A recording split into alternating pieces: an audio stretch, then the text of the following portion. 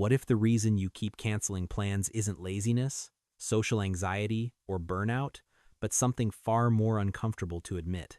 What if staying home is the only place your mind can actually breathe? There is a quiet kind of shame that almost no one talks about. It's the shame you feel when your phone lights up with an invitation, and your first instinct is to decline. Not because you hate people, not because you're sad, but because the thought of staying home feels like relief. Somewhere along the way, society taught us something dangerous. That if you're not out there, you're falling behind.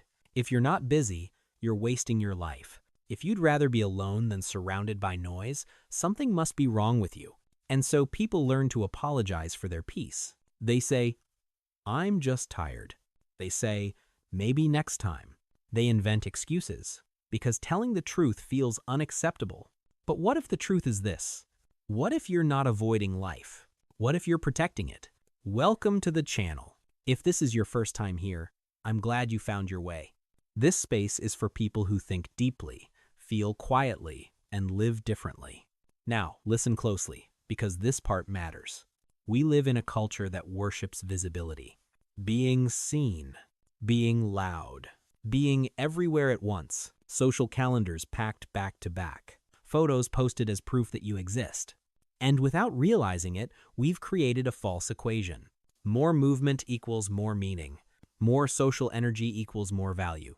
So, when someone chooses stillness, they're misunderstood, labeled boring, antisocial, unmotivated, as if depth could be measured by how often you leave your house. But here's the uncomfortable truth most people never question.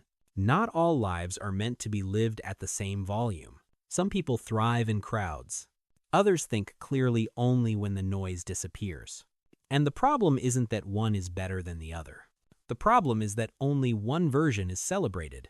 From a young age, we're trained to perform happiness outwardly. Smile, show up, be fun. We're rewarded for being agreeable, accessible, and constantly available. But no one teaches you how to recognize when constant stimulation is costing you something invisible. Your clarity, your emotional balance, your sense of self. So when you feel drained after social interaction, you start to doubt yourself. You assume you're weak. You assume you're broken. You assume that everyone else has figured out something you haven't. But what if they haven't? What if the people who always seem energized aren't stronger? They're just wired differently. And what if your desire to stay home isn't a flaw, but a signal? A signal that your nervous system works on a different frequency.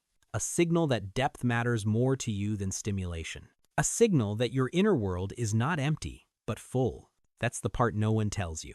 Choosing a quiet evening over a crowded room doesn't mean you lack ambition. It often means you're selective with your energy. And energy, whether people admit it or not, is the most valuable currency we have.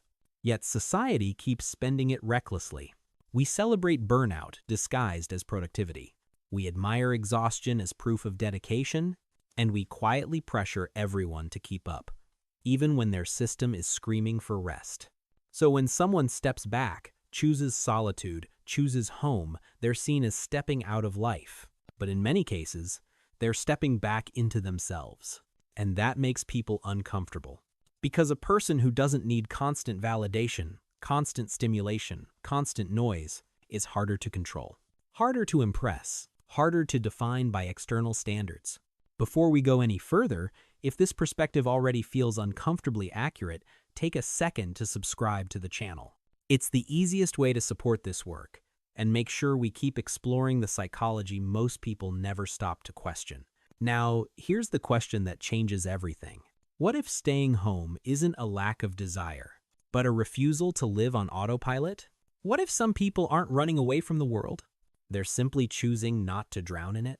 Because once you stop seeing stillness as emptiness, you start to realize something unsettling.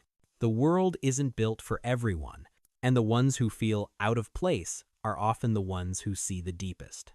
So before you judge yourself or anyone else for preferring quiet over chaos, ask this: are you actually missing out?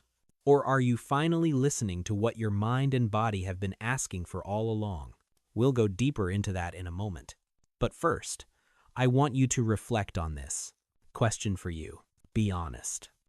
Staying home makes me feel grounded, clear, and emotionally full. B. Staying home feels safer, but also heavy and limiting. Comment A or B below.